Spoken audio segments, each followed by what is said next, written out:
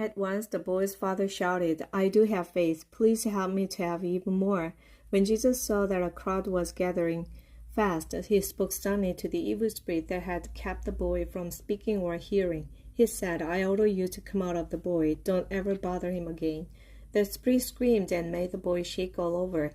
Then it went out of him. The boy looked dead, and almost everyone said he was. But Jesus took hold of his hand and helped him stand up. After Jesus and the disciples had gone back home and were alone, they asked him, "Why couldn't we force out that demon?" Jesus answered, "Only prayer can force out this kind of demon." Jesus left with his disciples and started through Galilee. He did not want anyone to know about it because he was teaching the disciples that the Son of Man would be handed over to people who would kill him. But 3 days later, he would rise to life. The disciples did not understand what Jesus meant, and they were afraid to ask.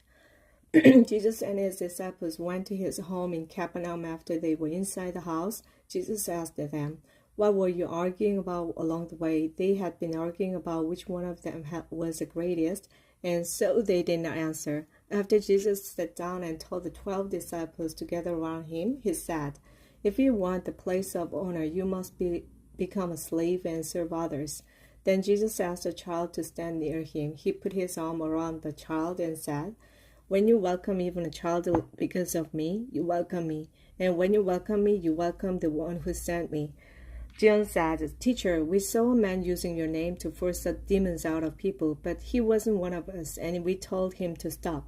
Jesus said to his disciples, "Don't stop him. No one who works miracles in my name will soon turn and say something bad about me.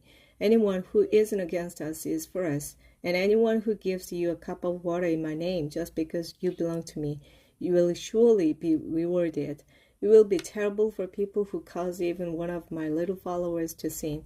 Those people would be better off thrown into the ocean with a heavy stone tied around their necks. So if your hand causes you to sin, cut it off. You would be better off to go into life paralyzed than to have 2 hands and be thrown into the fires of hell that never go out. If your foot causes you to sin, chop it off. You would be better off to go into life lame than to have 2 fists and be thrown into hell. If your eye causes you to sin, get rid of it. You would be better off to go into God's kingdom with only 1 eye than to have 2 eyes and be thrown into hell. The worms there never die, and the fire never stops burning. Everyone must be salted with fire. Salt is good, but if it no longer tastes like salt, how can it be made salty again? Have salt among you and live at peace with each other.